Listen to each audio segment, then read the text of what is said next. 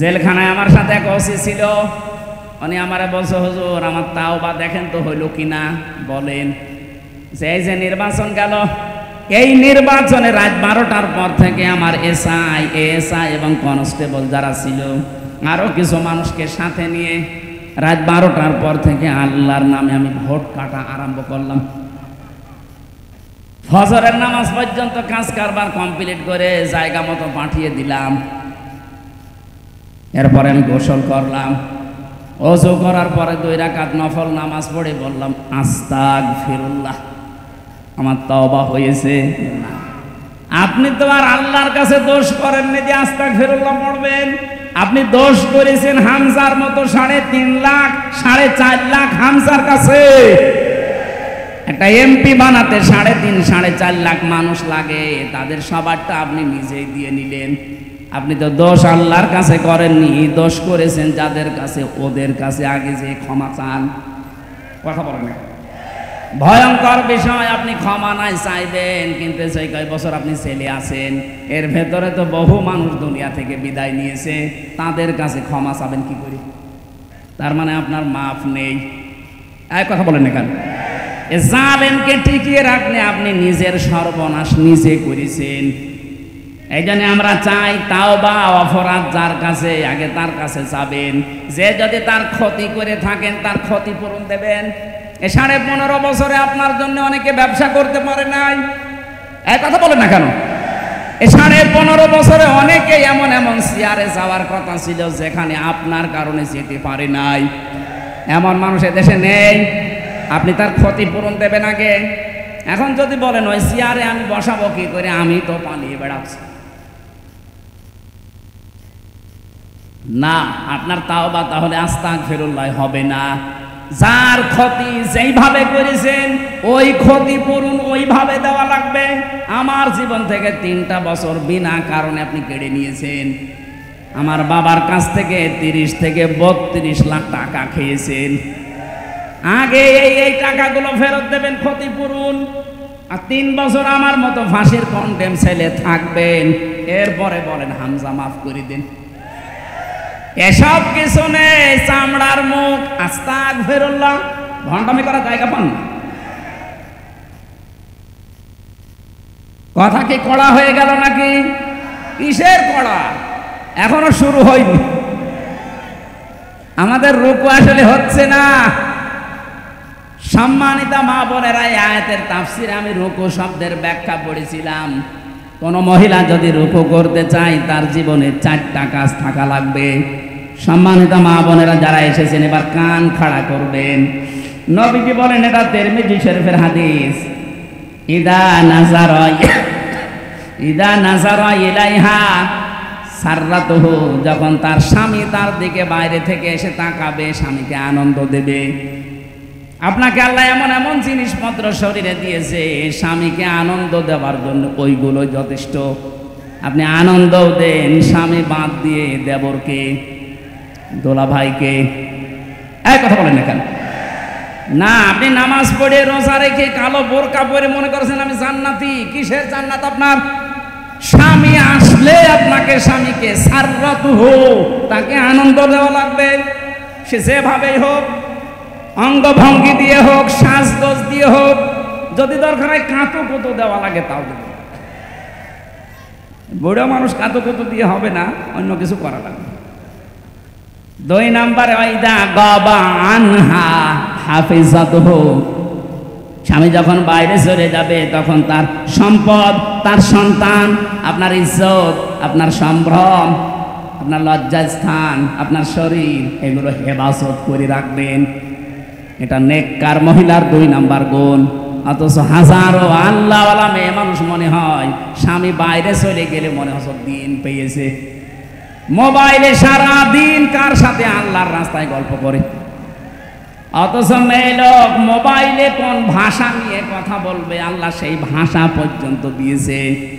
সূরা আহজাবের 32 নম্বর আয়াত, হে মেয়েরা, যদি মোবাইলে হোক, পর্দার আড়াল থেকে হোক, হিজাবের বাইরে থেকে কথা বলতে চাও, কথা বলবা সঠিক, মিথ্যা কথা বলবা না, কিন্তু ভাষা হবে রুক্ষ সূক্ষ্ম, রাগ রাগ ভাব। কিন্তু আপনার মোবাইলের কথা শুনলে মনে হয় অনেকেই প্রেমে পড়ে যায়। এই কথা বলছেন কেন? আশা করছি আপনি মোবাইলের ভাষা বুঝতে পেরেছেন, কিভাবে কথা বলবেন। আননোন নাম্বার যদি আসে ধরবেন, ধরার পরে সালাম দেবেন। এরপরে যদি দেখেন না যে খোকার বাবা না, বা ওই যে 14 জন পুরুষের সাথে দেখা করা যায় যাচ্ছে, ওই 14 জন না, আপনার বাবা, আপনার ভাই, এরকম 14 জন আছে। সূরা নিসা 21 নম্বর 22 নম্বর আয়াতের তাফসীর দেখে নেবেন। এই 14 জন পুরুষ মানুষ বাদ দিয়ে পৃথিবীর কেউ, এমনকি কাবা শরীফের ইমামও যদি কল দেয়, কথা বলবেন সঠিক, মিথ্যা কথা বলবেন না। তো ভাষা করবেন এমন আপনার কথা শুনে যেন মনে করে আল্লাহ এ কি মহিলা না আজরাইল। আর যদি শাবনূরের কণ্ঠে কেমন আছেন বিআই সাহেব, ওইভাবে মোলায়েম কণ্ঠ দিয়ে শুরু করেন, ও মনে করবে কাজ হচ্ছে। 2-4 দিন, 8 দিন, 10 দিন, 1 মাস পরে দেখবেন আপনারে নিয়ে আল্লাহর রাস্তায় চিল্লাই গেছে। চিল্লা বলা ঠিক হলো না, আল্লাহর রাস্তায় চিল্লা। 3 নাম্বারটা বলার জন্য আমি হাদিসটা বলছিলাম। মেয়েরা এবার সাবধান, সম্মানিতা মা বোন যারা এসেছেন, আমি এইটা বলার জন্য কিন্তু হাদিসটা এনেছিলাম। সত্যি কথা বলছি। অতুইনু আলা দীনি যাওজাতিহা, নবীজি বলেন নেককার মহিলা রুকু করছে তো ওই মহিলা, যেই মহিলা তার স্বামীকে দ্বীনের কাজ করার জন্য সাহায্য করে, উদ্বুদ্ধ করে, আরো সময় দেয়। আপনার স্বামী মানবতার পক্ষে কাজ করে, দিন কায়েমের জন্য চেষ্টা চালাই, দিনের জন্য কাজ করে বেড়াচ্ছে। আপনি নেককার হতে হলে তাকে সাহায্য করবেন, সহযোগিতা করবেন, সময় দেবেন, উৎসাহ দেবেন। আপনার জন্য খাদিজার সাথে আল্লাহ জান্নাত রেডি করে রাখবে। কিন্তু না, আপনি আরো বাধা দেন, তুমি কি করো, আর মানুষের বর নেই, আর মানুষের বর আছে, আপনার বরের মতো না। আপনার বর তো একামতের দিনের একজন কর্মী, তার কাজ সব সময় আলাদা। কথা বলেন না, তার মানবতার সেবায় কাজ করা লাগে, মানুষের জন্য চিন্তা করা লাগে, আল্লাহর দ্বীনের ফিকির করা লাগে। আপনি শুধু বাড়ি বসে বসে তাকে সময় বের করে দিয়েছেন, তাকে সাহায্য করেছেন, খাদিজার মতো আপনি অটোমেটিক সওয়াব পেতে থাকবেন। 4 নাম্বারটা বলতাম না, তারপরও বলছি। আমার মনে হয় পাবনাতে এটা বলা ঠিক হচ্ছে কিনা জানি না। 4 নাম্বার, আল্লাহর নবী বলেন স্বামী যেটা পছন্দ করে নেককার মহিলা ওইটা, আর স্বামী যেটা পছন্দ করে ওটা যদি জায়েজ হয়, জীবন চলে গেলেও আপনাকে ওটা পছন্দ করা লাগবে। শুনতে আমার মনে হয় মেয়েদের কাছে এবার খারাপ লাগবে, কারণ আমি এটা বাস্তবে দেখছি। আমি সহ যত স্বামী এখানে বসে আছে, এমনকি বাংলার 18 কোটি মানুষের ভেতরে যারা স্বামী, প্রত্যেকটি স্বামীর পক্ষ থেকে আমি বলছি, প্রতিটি স্বামী আমরা চাই বিয়ের পরে আমাদের মা বাবা আমাদের সাথে থাকবে। আমি খেয়ে থাকি না খেয়ে থাকি, আমার সাথে থাকবে আমার মা, আমার বাবা। কিন্তু অধিকাংশ বউ এটা চাই না। এরকম বউ আছে কার? হাত তোলেন তো। আরে ভাই, ক্যামেরা আমার দিকে, হাত তোলেন আপনি, অসুবিধা কি? তোলেন। একজন, ওরা ওই ছাদের উপরে দেখতে পাবেন, হাত তোলেন। আমি জানি এখানে আপনারা ভয়ে তুলছেন না, রাতের বেলা আবার খাবার বন্ধ হয়ে যায় কিনা। না, সম্মানিত মা বোনেরা, দেখেন কি ভয় পায় আপনাকে। হচ্ছে না, আপনার নামাজ দিয়ে, রোজা দিয়ে, কালো বোরকা দিয়ে আপনি নেককার হতে পারেননি। স্বামী যেটা চায় ওটা যদি সত্যি জায়েজ হয়, মাস্ট বি আপনাকে ওটা পছন্দ করাই লাগবে। 100টার 95টা মেয়ে লোক এটা চায় না। কি, কোন কারণে চান না বলেন তো? ওটা যদি আপনার মা বাবা হতো, আপনি ওই আচরণ করতে পারতেন যেটা শ্বশুর শাশুড়ির সাথে করেন। আশা করছি আপনি সংশোধন হবেন, আল্লাহ তৌফিক দিন, বলেন আমিন। 2য় নম্বরটায় যাব আমি। এটা কি দিলেন? এটা মাদ্রাসার মাহফিল, মাদ্রাসার জন্য আয়োজন, এই জন্য ওনারা একটু আহ্বান জানিয়েছে, কিছু সাহায্য লাগবে। যারা যাচ্ছে আপনাদের ভেতরে মন খুলে ওনাদের জন্য দান করবে। আমি মনে হয় এটা আগের থেকে করা ভালো ছিল। ওই যে যাচ্ছে একজন শুধু, আর লোক ওই যে ভেতরে ভেতরে যারা বসে আছে উঠে পড়েন তো। 5টা মিনিট সময় দিলাম, খুব তাড়াতাড়ি। আমার জেলখানায় বসে বসে 3টা বছরে আমি আমাদের যিনি জেলার ছিল উনিও ফুল হাতা, দেবদুলাল। নাম শুনেই বোঝা যাচ্ছে যে ছাতা ফুল হাতায় হবে। বলেন তো, একটা হিন্দু মানুষ তাকে আপনি শিবির বলে মেরে ফেললেন। এরকম একটা দুইটা না, জাহাঙ্গীরনগর বিশ্ববিদ্যালয়ে 100টা মহিলার ইজ্জত নষ্ট করার পরে সেঞ্চুরি করে যারা মিষ্টি বিলাতে পারে এরা তারা। এদেরকে আপনি নিষিদ্ধ করার 100 কারণ আমি জানি। বৈধতা দেওয়ার একটা কারণ বলেন তো, যে হ্যাঁ এই কারণে তাদের বৈধতা দেওয়া যায়, বলেন। সুতরাং যারা চিন্তা ভাবনা করেছে, আমি চাই মানুষ হত্যার সাথে দেশে যারা জড়িত, বিশেষ করে গণহত্যার সাথে 2006 সালের 28 অক্টোবর থেকে শুরু করে 24 সালের আগস্টের 5 তারিখ পর্যন্ত যত হত্যা হয়েছে এর সাথে যারা জড়িত তাদেরই নিষিদ্ধ করা লাগবে। মানুষ হত্যাকারী যারা, এরা আল্লাহর কাছে সবচাইতে ঘৃণিত, এরা আল্লাহর অপছন্দনীয় লোক। সূরা নিসা 93 নম্বর আয়াতে আছে 4টা শাস্তির কথা আল্লাহ দিয়েছেন যারা মানুষ হত্যা করে। আমা ইয়াকতুল মুমিনা মুতাআম্মিদান ফাজাযাউহু জাহান্নাম। 1 নম্বরে তাদের পুরস্কার আল্লাহ জাহান্নামে দেবে। 2 নম্বরে আল্লাহ রাব্বুল আলামিন বলেন ফাজাযাউহু জাহান্নামু খালিদান ফিহা। মানুষ হত্যাকারী যারা, বিশেষ করে মুমিন হত্যাকারী, এদের প্রথম পুরস্কার আল্লাহ জাহান্নামে দিয়ে শেষ করে দেবে না, চিরকাল সেখানে থাকা লাগবে। কথা বুঝতেছেন? শুধু এতটুকু আল্লাহ শেষ করেননি, অগদিবাল্লাহু আলাইহি, আল্লাহ রেগে থাকবেন তাদের উপরে, অলানাহু, তাদের উপর আল্লাহ নিজে বরদোয়া দেবেন, লানত দেবেন, ওয়া'আদ্দা লাহু আযাবান আযীমা, তাদের জন্য যন্ত্রণাদায়ক শাস্তি আল্লাহ রেডি করে রাখছেন। বলেন নাউজুবিল্লাহ। আপনি আর কাজ পেলেন না, মানুষ হত্যাটাকেই বেছে নিলেন। গণহত্যার সাথে যারা জড়িত, পৃথিবীর ইতিহাস তাদেরকে ঘৃণিত করে ছেড়ে দিয়েছে। হিটলার, চেঙ্গিস খান, এই কথা বলছেন। এই মানুষগুলো মানুষ হত্যার সাথে জড়িত ছিল। একটা জীবনের মূল্য আল্লাহর কাছে এত বেশি। কোরআন পড়ে আমি 3টি পাপের শাস্তি পেয়েছি ডবল। আপনি একটা অপরাধ করলে আপনার শাস্তি একটা হবে।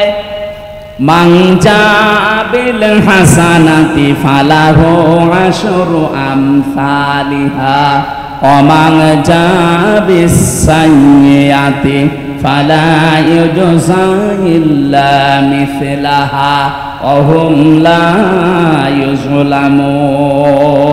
বলেন আল্লাহু আকবার। কোরআনে কারীম জানাচ্ছে, কোন মানুষ যদি একটা ভালো কাজ করে আল্লাহ কমপক্ষে 10 গুণ তাকে নেকি বৃদ্ধি করে দেয়।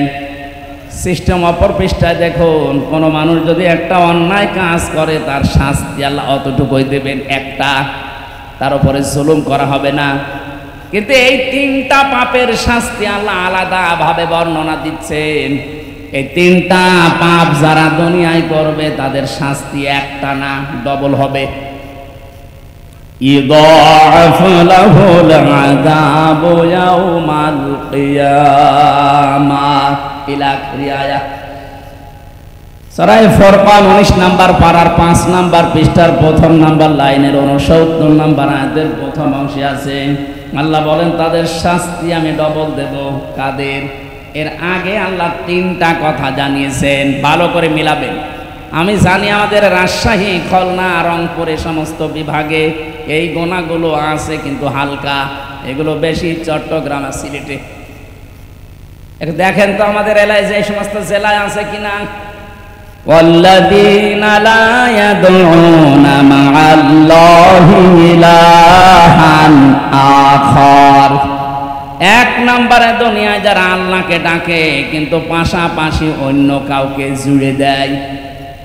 যখন আল্লাহর জিকির করছেন, সুবহানাল্লাহ, আলহামদুলিল্লাহ, লা ইলাহা ইল্লাল্লাহ, আল্লাহ আল্লাহ, এরপরে দেখবেন ইয়া আলী বাবা, শাহ আলী বাবা, কেবলা বাবা, কেল্লা বাবা, ফতে বাবা।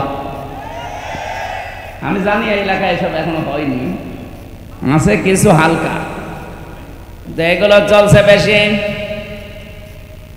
চট্টগ্রাম আর সিলেট বিভাগের ওই জেলাগুলোতে ওরা 180 মাইল বেগে চালাচ্ছে। আমি নাম ধরি না, তারপরও সতর্ক করার জন্য বললাম। এই যে আমার তাহেরি ভাই, কি জিকির বলেন তো, কেল্লা বাবা, ফতে বাবা। ফতে বাবার নামে কোনো জিকির আছে? এখানে শব্দ ছিল মাল্লাহি ইলাহান আখারা, আল্লাহকে ডাকে না তা না, ডাকে তার সাথে সাথে অন্য কাউকে যারা ডাকে তাদের শাস্তি হবে কয়টা বলেন? ডবল হবে, ডবল। যেহেতু রেকর্ড হচ্ছে, এটা সারা বাংলাদেশে কালকে ছড়াবে। যারা জেনে হোক না জেনে হোক এই গোনায় আছেন, আপনি এখনই থামবেন। আল্লাহ বাদে অন্য কারো জিকির করা মানুষের জন্য জায়েজ নেই। এমনকি নবীজিরও জিকির হবে না, নবীজির দরুদ হবে। কথা বুঝতেছেন? যেখানে নবীজির জিকির করা জায়েজ নেই, কিসের কেল্লা বাবা, কিসের ফতে বাবা? আজকে থেকে সতর্ক হবেন। এই ধান্দায় কিন্তু ওরা মানুষকে জাহান্নামে নিয়ে যাচ্ছে। এরপরও যদি আপনি সতর্ক না হয়ে ওদের মতো জিকির করেন, যান, আপনাকে আমি আরো ঠেলে দিচ্ছি। 2 নম্বরে, ওয়ালা ইয়াকতুলুনান নাফসাল্লাতী হারামাল্লাহু ইল্লা বিল হক। অন্যায়ভাবে যাদেরকে হত্যা করা হয়, 2024 সালের 5 আগস্টের আগ পর্যন্ত যাদেরকে মারা হয়েছে, একটা আদালত কর্তৃক নির্দেশনা ছিল। আপনি কোথায় পেলেন? যেভাবেই হোক আপনি মেরে ফেলেছেন, আর মানুষ হত্যা করার জন্য আপনার শাস্তি হবে, আল্লাহ বলছেন ডবল। কথা বলেন না কেন? আজ এই মানুষগুলো এখনো পর্যন্ত বিশ্বের মডলদের স্বীকৃতি পাওয়ার জন্য বিভিন্ন মিথ্যা কথা মানুষকে শোনাচ্ছে। বিশেষ করে এই 8-10 দিন এটা বেশি চলছে। যারা 2 বোন মিলে পালিয়ে গেছে, ওরা 2 জনই এখন বিশ্বের মানুষকে কথা জানাচ্ছে যে আমরা নির্বাচিত ছিলাম, আমাদেরকে উৎখাত করা হয়েছে। এটা ডাহা মিথ্যা কথা। আপনি যদি এখন কোনো ঘোড়াকে জিজ্ঞাসা করেন যে 15.5 বছরে বাংলাদেশে নির্বাচন হয়েছে, ও হাসবে। কথা বলবে 15.5 বছরে নির্বাচন হইল কবে? 154 জন নির্বাচনের আগেই তো ঘোষণা হয়ে যায়, যেখানে 151 জন হলে সরকার গঠন করা যায়। কথা বলেন না কেন? তার মানে ওই নির্বাচন হয়নি। দ্বিতীয় যেটা দেখলাম, দিনের ভোট রাতেই হয়ে গেল, তো নির্বাচন হলো কখন? আর বাকি আমি তো জেলে ছিলাম, আমি জানি না। আমার মনে হয় বাকিটাও এরকম আল্লাহর রাস্তায় গেছে। কথা বলে না? এইরকম ডাহা মিথ্যা কথা একটা হাসি মানুষ বলতে পারে, পারে, ওই রকম হাসি হলে পারে।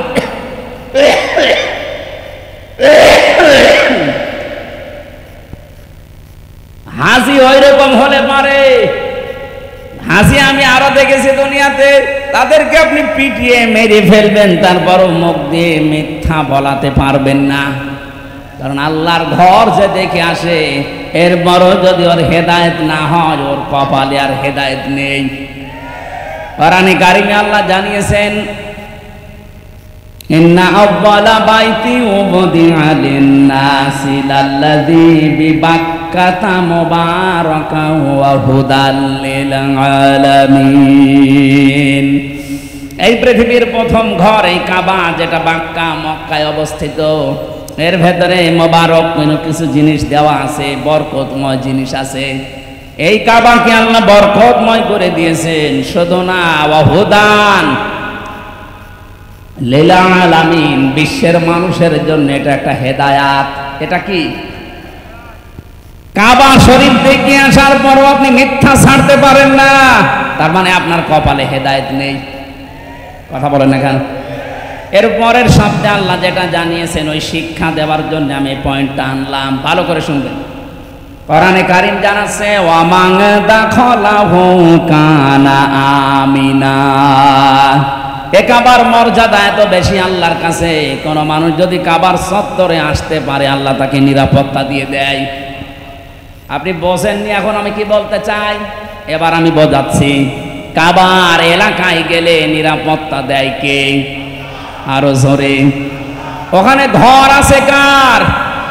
আরো নিদর্শন আছে, ফিহি আয়াতুম বায়্যিনাতুম মাকামু ইব্রাহিম। ওখানে বহু নিদর্শন আল্লাহর আছে স্পষ্টতার ভেতরে, মাকাম ইব্রাহিম একটা। আমি যেটা এই আয়াত থেকে শিক্ষা দিতে চাই, প্রায় 8টা-9টা তাফসীর আমি মিলিয়ে মিলিয়ে বের করেছি। কাবার চত্বরে আল্লাহর নিদর্শন আছে, আল্লাহর আইন ওখানে চলে। আইন চলে কার? আরো জোরে বলেন। আল্লাহর বিধান ওই এলাকায় জারি আছে, এই জন্য আল্লাহ পুরাটা নিরাপত্তা দিয়ে দিয়েছেন। এ বাংলাদেশ তো আর কাবা শরীফ না, কথা বলেন না কেন?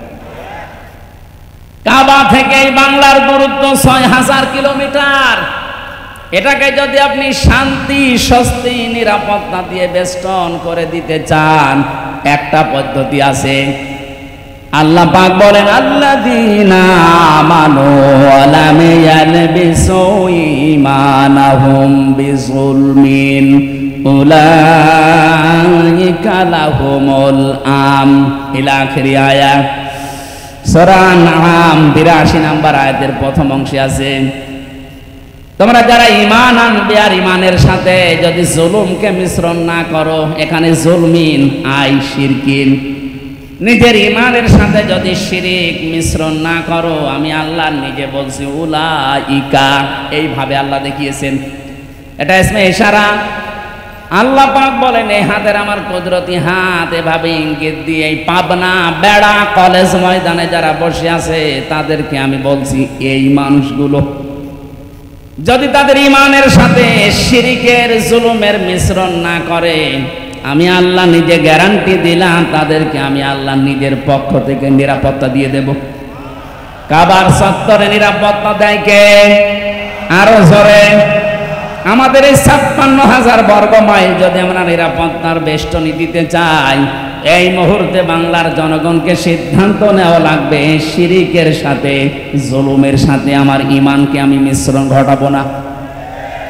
আল্লাহর ওয়াদা সত্য না মিথ্যা? আপনি একটু মিলিয়ে দেখেন, আমাদের ঈমান যাই আছে, যদি শিরিক না থাকে ঈমানের সাথে, যতটুকু ঈমান আছে ঈমানে আল্লাহ আমাদের শান্তি, স্বস্তি, নিরাপত্তা দেবেন। উলাইকা লাহুমুল আমনু, তাদের জন্য আমার নিরাপত্তা। সুতরাং আমরা চাই আমাদের যাদের শিরিক আছে, এই শিরিক আমরা ঈমানের সাথে যেন মিশ্রণ না করি। এই জন্য দ্বিতীয় পয়েন্ট আমি এ পর্যন্ত এনেছি। বাংলাদেশে যারা বলেন আমার ঈমান আছে, না আপনার ঈমান নেই, কারণ আপনি ক্ষমতার উৎস জনগণকে মনে করেন এটা শিরিক। ক্ষমতার উৎসকে একটা দুইটা না, ভরি ভরি আয়াতে আল্লাহ এই ঘোষণা দিয়েছেন, কুলিল্লাহুম্মা মালিকাল মুলকি তুতিল মুলকা মান তাশা। এই আয়াত যারা পড়ে, এই আয়াত যারা বসে, এরপরও যদি বলে ক্ষমতার উৎস অন্য কেউ, সে মুশরিক। আরো জোরে বলেন। সুতরাং আমরা যারা জেনে হোক না জেনে হোক এই শিরিকে আছে, এক্ষুনি আপনার আকীদা, ঈমান, বিশ্বাস পাল্টাবেন। যারা আজ বলেন বাংলাদেশ জামাতে ইসলামী, এদের আকীদা ঠিক নেই, এদের আকীদা যদি ঠিক না থাকবে, এইটা তাদের গঠনতন্ত্রে লেখা থাকতো না যে ক্ষমতার উৎস আল্লাহ। এই কথা বলে না কেন? আন্দাজে উল্টা পাল্টা ফতোয়া দিয়ে মানুষের কাছে তাদের কালার করতে চান, একটা মিথ্যা অপবাদ কারো উপরে চাপিয়ে দেওয়া, তার উপরে জুলুমের নামান্তর।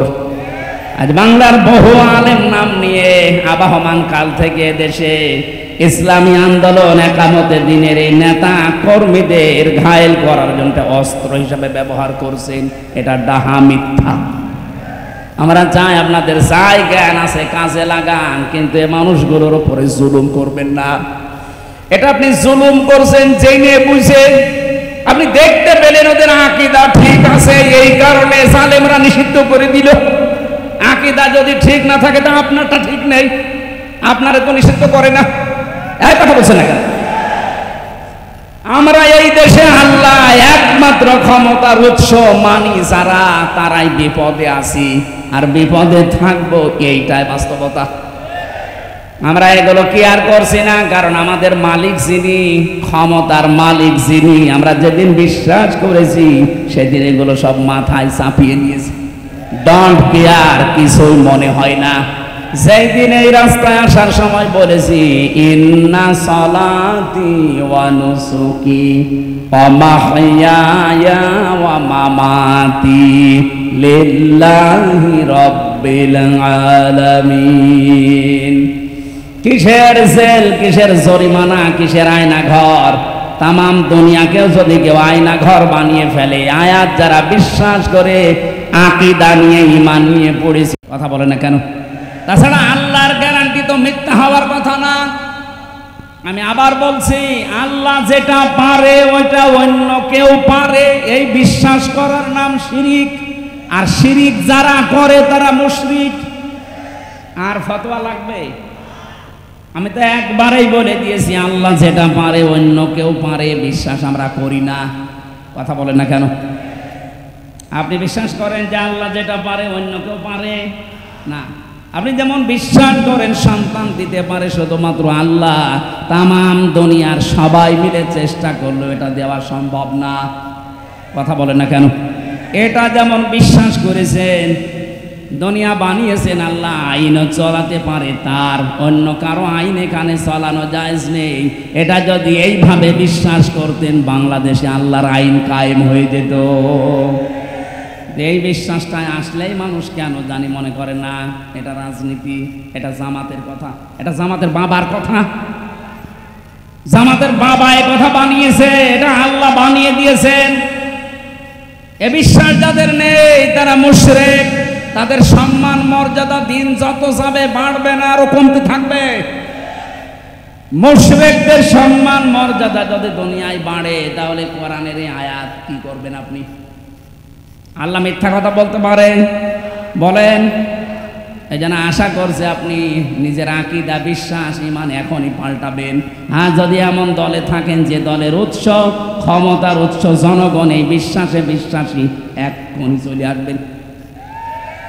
এখন যদি বলেন কি করতে আসলেন, এইটাই করতে আসি আমি, কারণ কোরআন আমাকে এইটাই জানাচ্ছে আপনি মুশরিক হয়ে জাহান্নামে যাবেন, এ মাহফিল দেওয়ার দরকার কি? এই কথা বলেন না কেন? আশা করছি ইঙ্গিতে আপনি জ্ঞানী মানুষ বুঝে ফেলেছেন। এরপরেও যদি না বোঝার ভান করে থাকেন, আমার মনে হয় আপনাকে ওয়াজে কাজ হবে না। কিসের কোরআন শরীফ, বুখারী শরীফ, আপনার বাকারি শরীফ লাগবে। মরণ ছাড়া আপনার আর পরিবর্তন নেই। আমি দোয়া করছি মুসাফির অবস্থায় আল্লাহ আপনাকে যেন সম্মতি দেন। অন্তত হযরত ওমরের মতো মানুষকে যদি আল্লাহ ফিরিয়ে নিয়ে এসে সোনার মানুষ বানাতে পারে, আমাদেরকেও আল্লাহ পারবে। এই কথা বলেন না কেন? যাদের আকীদা বিশ্বাস এরকম খারাপ আছে, ফিরে আসেন। ক্ষমতার উৎসকে আরো জোরে। যখন এই দেশে ৯৬% মুসলমান এই বিশ্বাসটা ১০০% আল্লাহকে দেখাতে পারবে, কাবার মতো এই ৫৬,০০০ বর্গ মাইল নিরাপত্তা আল্লাহ নিজে দেবে। আল্লাহ দিতে পারবে না? পারবে ইনশাআল্লাহ। ওই বিশ্বাস নিয়ে আজকে কোরআনে কারিমের তেলাওয়াতকৃত আয়াতে প্রবেশ করছি। সূরা হজ ৭৭ নম্বর আয়াত পড়েছি। সফলতার মাপকাঠি আল্লাহ এখানে বর্ণনা দিচ্ছেন। আমরা সফল হতে চাই না? আল্লাহ রাব্বুল আলামিন বলেন, ইয়া আইয়ুহাল্লাযীনা আমানু, ওহে যারা ঈমানের দাবি করো, খুব ভালোবাসা নিয়ে বলছি তোমাদেরকে। কোরআন শরীফে আল্লাহ এই আয়াতটা দিয়েছেন 89 জায়গায়। 89 বার ঈমান যারা এনেছে তাদেরকে আল্লাহ এই আদর দিয়ে ডাক দিয়েছেন, ইয়া আইয়ুহাল্লাযীনা আমানু। বলেন আল্লাহু আকবার। এত আদর করে আল্লাহ ডাক দিলেন, ইরকাউ, রুকু করো, ওয়াসজুদু, সিজদা করো, ওয়াবুদু রাব্বাকুম, তোমার রবের ইবাদত করো, ওয়াফআলুল খায়রা, ভালো ভালো কাজ করো, লাআল্লাকুম তুফলিহুন, আশা করা যায় জীবন সফল হয়ে যাবে। এই ওয়াজটা করলেন কে বলেন তো? নাকি আমি ওয়াজ বানালাম? তাহলে আমাদের এখন সফলতার মাপকাঠি, প্রথম জীবনে আমাদের রুকু থাকা লাগবে। রুকু মানে কি? না না, রুকুর ৯৯টা অর্থ আছে। কোন মানুষকে আল্লাহ রাব্বুল আলামিন কোরআনে কারিমে এটা সূরা বাকারার ভেতরে এসেছে, ওয়াকিমুস সালাতা ওয়া আতুজ যাকাতা ওয়ারকাউ মা'আর রাকিবিন। দুনিয়াতে নামাজ কায়েম করো, সম্পদ থাকলে যাকাত আদায় করো, আর রুকুকারীদের সাথে রুকু করো। তার মানে দুইটা অর্থ এখানে। এক নম্বরে জামাতবদ্ধ হয়ে জামাতের সাথে নামাজ পড়ো, দুই নম্বরে আল্লাহর বিধানকে এই জামাতে নামাজ পড়তে গিয়ে যে ২৭টা শিক্ষা পাওয়া যায় ওগুলো ব্যক্তি, পরিবার, সমাজ, রাষ্ট্রে দাঁড় করাও। জোরে বলেন সুবহানাল্লাহ। ২৭টা বিষয় আমি পেয়েছি তাফসিরে এই রুকু শব্দের ভেতরে। আপনি যদি সত্যি আল্লাহকে রুকু দিতে চান, এটা আল্লাহর একটা বিধান, এই বিধান পালন করতে গিয়ে যেমন কাতারবদ্ধ হয়েছেন, কোন দল মত দেখেছেন? আরো জোরে বলেন। রুকু আল্লাহর বিধান পালন করার জন্য যখন আপনি দাঁড়িয়ে যান, কেউ কি এই চিন্তা করে দাঁড়ায় যে আমার দুই পাশে যারা দাঁড়াবে শুধু জামাত ইসলাম দাঁড়াবে, অন্য কেউ দাঁড়ালে আমি ওরে পেছনে দিয়ে দেব? কথা বলেন না কেন? এখানে যেমন আপনার মন উদার, আল্লাহ এইটাই আপনাকে পরিবার, সমাজ এবং রাষ্ট্রে দেখাতে চাই। ও হামজা, এখানে যেমন আল্লাহর একটা বিধান তুমি পালন করবে রুকু, এটার জন্য যেমন সব এক হয়ে গেছো, এখান থেকে শেষ করে যখন ব্যক্তি, পরিবার, সমাজ আর রাষ্ট্রে যাবে তখনও আল্লাহর একটা দুইটা বিধান নেই, এরকম রুকুর মতো বিধান আছে ৪৯৯টা। কোরআনে আল্লাহ বিধান দিয়েছেন ৫০০টা, ওখানে কায়েম হবে মাত্র একটা। এখনো কয়টা আছে? ৪৯৯টা এই বিধান। এগুলো আরে নামাজের ভেতরে নেই, এগুলো আছে ব্যক্তি, পরিবার, সমাজ, রাষ্ট্রে। ওইগুলো সেই আমি আল্লাহকে দেখাতে হবে, তাহলে তোমার রুকু কবুল হবে। আয়াতের দ্বিতীয় অর্থ এইটাই পেয়েছি, এখানে যে রুকু দিলি এই রুকুটা জামাতবদ্ধ হয়ে দিয়েছো, এভাবে জামাতবদ্ধ হয়ে আল্লাহর আইনগুলো প্রতিষ্ঠার জন্য কাজ করবা, এর নাম রুকু। এ কাজটা মানুষ এখনো বোঝে না, বুঝলেও অনেকে শুধু রাজনীতি রাজনীতি এই গন্ধ খোঁজে। এখানে রাজনীতি পেলেন কোথায় আপনি? রুকু করার জন্য আল্লাহর আদেশ, ওয়ারকাউ মা'আর রাকিবিন, রুকুকারীদের সাথে রুকু করো। এই আয়াতের অর্থ কয়টা বললাম? আরো জোরে বলেন। আপনি এবার জীবনে মানেন কোনটা? প্রথমটা হয়তো মানেন, আজান হলে রুকু দিতে যান, জামাতের সহিত নামাজ পড়েন। রুকুর অর্থ তো শুধু একটা মানলে হবে না, আরো আছে। ২ নম্বর অর্থ, আল্লাহর এই রুকুকে পরিবার, সমাজ, রাষ্ট্রে আপনাকে দেখাতে হবে যে হ্যাঁ আমরা রুকু করি। এই যে যারা বাংলাদেশে তাওবা করছি আমরা, অনেক মানুষ আছে শুধু আস্তাগফিরুল্লাহ আস্তাগফিরুল্লাহ পড়ে শেষ করে দিচ্ছেন। না, আপনার তাওবা এভাবে হবে না। এটা তো একটা বাক্য মাত্র।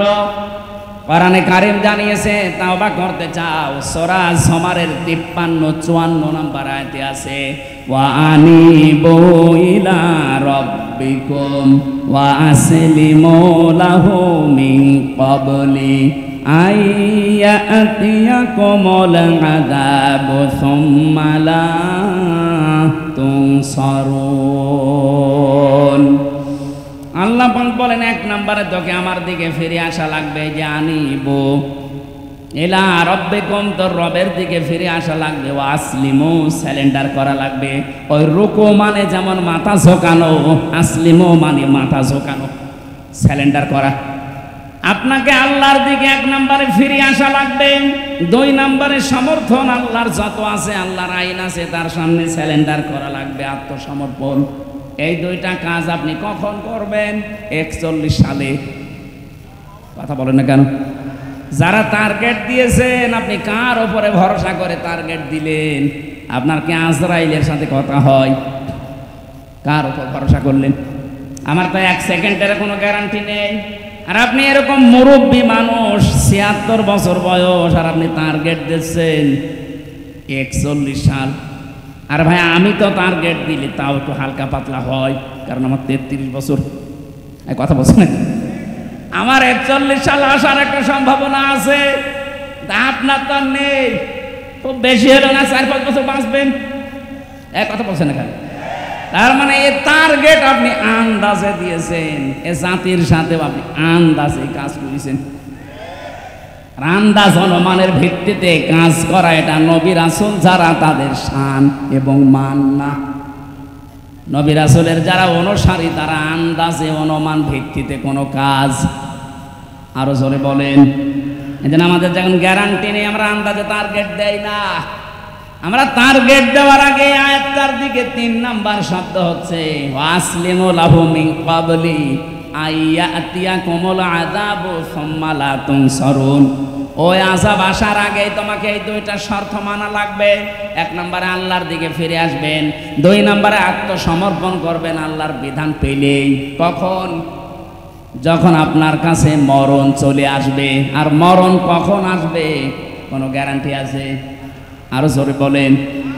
আমরা বাংলাদেশে এই তাওবাটা যদি বুঝে করতে পারতাম, এই 15.5 বছরে যে জুলুম অত্যাচার নির্যাতন হয়েছে, আগামীতে অনেকেই এই চিন্তায় আছে যে আগে একটু বসে নেই, এর চাইতে বেশি করব।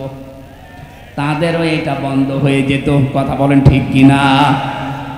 তাওবা ভালো করে শুনে রাখেন, অপরাধ যার কাছে স্বীকার করবেন তার কাছে, এইটার নাম তাওবা। আর এটা আমরা বাংলাদেশের মানুষ অনেকে বুঝি না, বোঝাতেও পারি না। ও অন্যায় করছে আমির হামজার কাছে, আর কাবার গিলাফ ধরে মাপ চাচ্ছে আল্লাহর কাছে। আরে ভাই, আপনি আল্লাহর কাছে দোষ করেছেন, কথা বলেন না কেন? বিভিন্ন রকমের সম্মান মর্যাদা আল্লাহ দুনিয়া আখেরাতে বাড়াতেই থাকবেন। মুফাসসিরিন ইকরামে আয়াতের জবাব দিয়েছেন, সম্মান মর্যাদা আল্লাহ বুলন্দ করবেন, উঁচা করবেন তাদের সত্যিকার অর্থে যাদের ভেতরে ঈমান আছে। কি আছে বলেন তো? প্রশ্ন আসতে পারে আমার ভেতরে ঈমান নেই। হ্যাঁ, আপনার ঈমান আছে কিনা আপনাকে আমি জিজ্ঞাসা করছি, এবার দেখেন।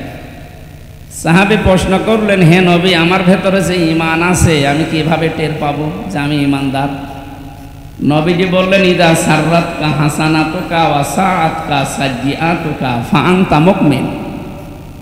যখন দেখবে তোমার ভালো কাজগুলো তোমাকে আনন্দ দেয়, আর অন্যায় কাজ করলেই তোমার ভেতর থেকে একটা বাধা আসে, তখন তুমি বুঝবে তুমি ঈমানদার। এ বাংলাদেশে কি ভালো কাজ সবার কাছে ভালো লাগে? বিশেষ করে এই যে পেছনের যে দিনগুলো, ভালো কাজ সবার কাছে ভালো লাগেনি। এই জন্য আমরা দেখতে পেয়েছি পৃথিবীতে সবচাইতে ভালো কাজ আফদালুল ইবাদাতি তিলাওয়াতুল কোরআন। নবীজির ভাষায় যত নফল ইবাদত আছে, সবচাইতে ভালো ইবাদত কোরআনে কারিমের তেলাওয়াত, কোরআনের প্রসার, কোরআনে কারিম প্রতিষ্ঠা, এইগুলো। অথচ 15.5 বছরের সবচাইতে বাধা দিয়েছে মানুষ এই কাজে। অনেক আলেমের কাছ থেকে মাইক পর্যন্ত কোরআন প্রচারের কারণে কেড়ে নিয়েছে। আমি একটা ছোট মানুষ, আমারে পাবনায় আপনারা ঢুকতেই দেননি। আমার বাড়ি অথচ পাশের জেলা কুষ্টিয়ায়। বহুবার আসার চেষ্টা করেছি, 3 বছর তো ছিলাম জায়গা মতো, এর বাকি সময়টুকু বহুবার চেষ্টা চালালাম। শুধু পাবনা দারুল আমান ট্রাস্টের এই ট্যাগ লাগিয়ে যে না, ওখানে যারা আসে তাদেরকে আমরা আসতে দেব না। কি হয়েছে? পাবনা দারুল আমান ট্রাস্ট পাবনাবাসীর জন্য আল্লাহর একটা নিয়ামত, যিনি বানিয়েছেন শহীদ মাওলানা আব্দুস সুবহান দামাদ বারকাতুহুমুল আলিয়া। মহান আল্লাহ তাকে জান্নাতের সুউচ্চ মাকাম যেন দান করেন। লোকটার কাছে পাবনাবাসী ঋণী। মন থেকে দোয়া করবেন তার জন্য, তাহাজ্জুদের নামাজ পড়ি। যা দিয়ে গেছে এই 55 বছর 53 বছরেও কেউ দিতে পারেনি। বাংলাদেশের এই পাবনা জেলার বিশেষ করে বেড়াসাথিয়ায় আসলে মনে পড়ছে বিশ্ব ইসলামী আন্দোলনের অন্যতম সৈনিক, আমাদের অভিভাবক শহীদ মরহুম মাওলানা মতিয়ার রহমান নিজামী রহমতুল্লাহ আলাইহি। আল্লাহ তার কবরটাকে জান্নাতুল ফেরদাউস বানিয়ে দেন। এই পাবনা দারুল আমান ট্রাস্টে যিনি কথা বলতেন, আন্তর্জাতিক খ্যাতি সম্পন্ন মুফাসসিরে কোরআন শহীদ আল্লামা দেলাওয়ার হোসাইন সাইদি রহমতুল্লাহ আলাইহি। আমি একটা দিন পেয়েছিলাম জেলখানার ভেতরে মাত্র 10 মিনিটের জন্য। আমাকে 8-10টা নসিহত করেছিলেন, আমার মনে আছে এখনো।